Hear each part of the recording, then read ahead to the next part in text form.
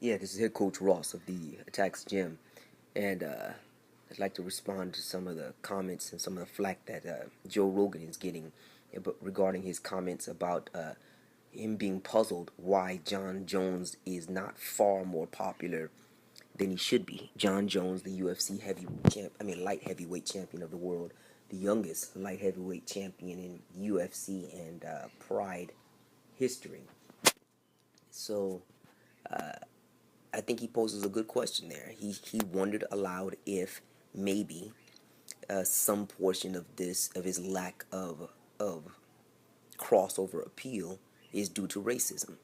And then there's a lot of stupid fools who've been responding and saying stuff like, "Oh, I just hate Jon Jones and it has nothing to do with racism."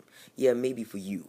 But look, I've been around the MMA circles since just before Maurice Smith rose up and took the heavyweight title from Coleman. And let me tell you, there were a lot of people, there who were just liking MMA and just supporting their favorite fighter, their favorite style, whatever, regardless of whoever, and they were doing that with that special kind of ferocity and fervor that alpha male personalities have. It's kind of like crazy soccer fans out over there, crazy soccer fans who know martial arts, people who can fight or think they can, or just want to be around people who are alpha males and you receive some of that alpha light, and this is for men and women.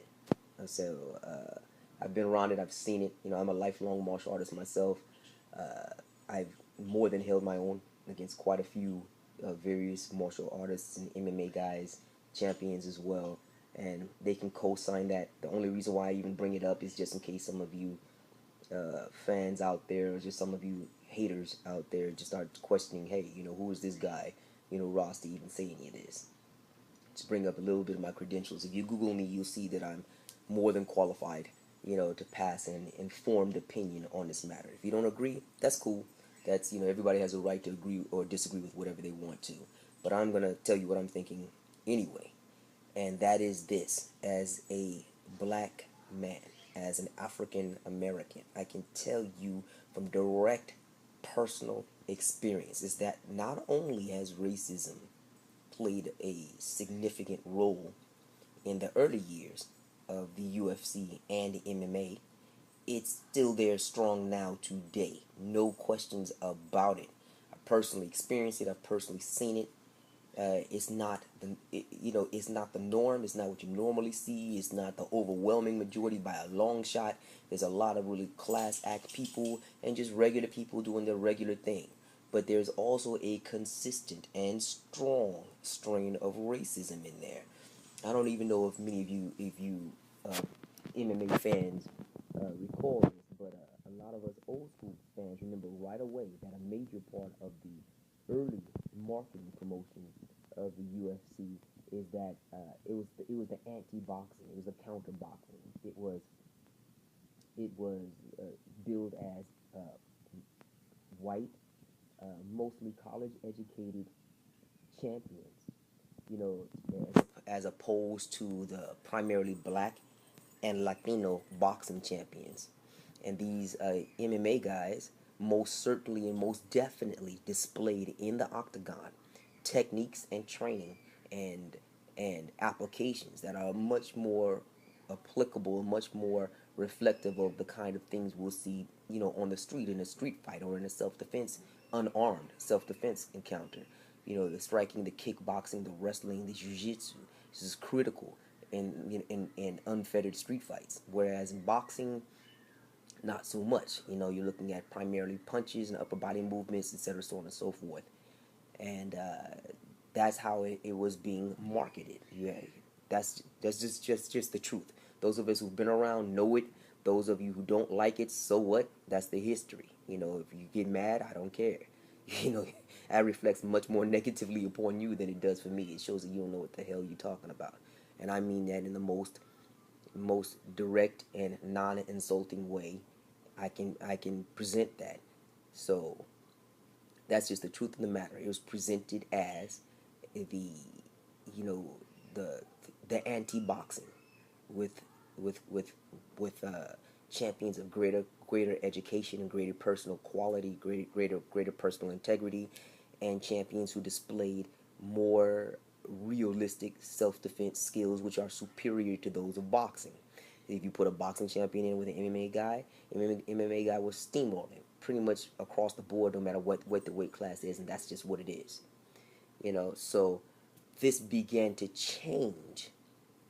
You know, not so much with Maurice, because Maurice was an isolated incident. Even though after Maurice there was Kevin Randleman, we had also prior to Maurice, we had Kevin Jackson, the Olympian wrestler who had won the UFC tournament, but who lost the battle for the UFC inaugural middleweight belt, which at that time was for 199 pounds and below. That Frank Shamrock, who's a friend of mine, won. So, what happened here is the person who began to initiate a change in, shall we say, the color line in the UFC champions was actually Quentin Rampage Jackson, and he received a lot of hate when he beat Chuck Liddell. And this again is something I can personally attest to.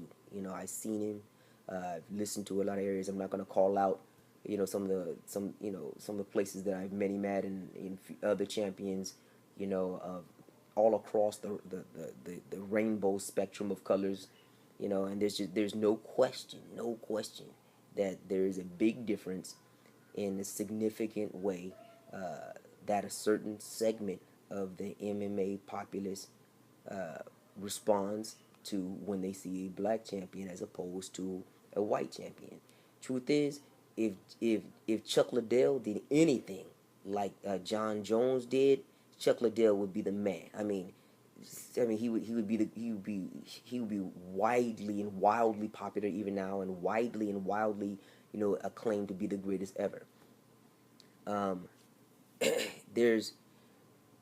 And by the way, to me, in my opinion, the greatest ever still at this point in time is Fedor Emelianenko. Despite the losses toward the end of his career, his dominant run as champion, not only that he won, but the way he won, pretty much puts him on top.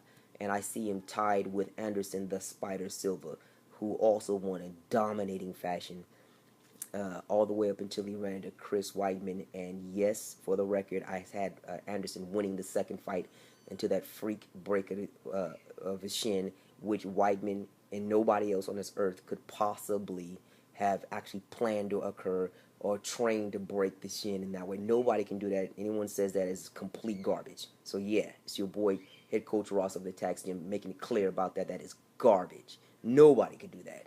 That's the end of that story. Anyway, Jon Jones. If Tito Ortiz did what Jon Jones did, he would still be considered the greatest. Randy Couture is basically the Bernard Hopkins of MMA, and as such, in my opinion, he's still untouched because nobody's done what he's done at the age that he's done it for as long as he's done it, primarily in the age group that he's done it in. So we'll just have to see, if there's anybody else who will step up to the Randy Couture level. But Jon Jones, his popularity is definitely negatively affected by the haters who are also racists. There's just absolutely no question about that. And the people who disagree with that, they are coming from a position of literal ignorance. As in, no matter how intelligent they are, they don't have the life experience to be able to perceive this. Because those of us who are both African American or black or what have you, and have been around MMA during that time, and that includes being around the more financially secure, richer Brazilians who themselves, quite a few of them, especially when they first came here, were also very racist toward black people. Yeah, there's no question in the real world that there's significant racism in MMA and everywhere else, and Joe Rogan shouldn't be pulled over and dissed and raked over the coals for that, because I applaud him for having the courage, the guts, the integrity to step up and say what a lot of people have been trying to hide. Man, I applaud you, Joe. It takes guts. just keep on keeping on, man. All the rest of you, holla at me and let me know what you think. Peace.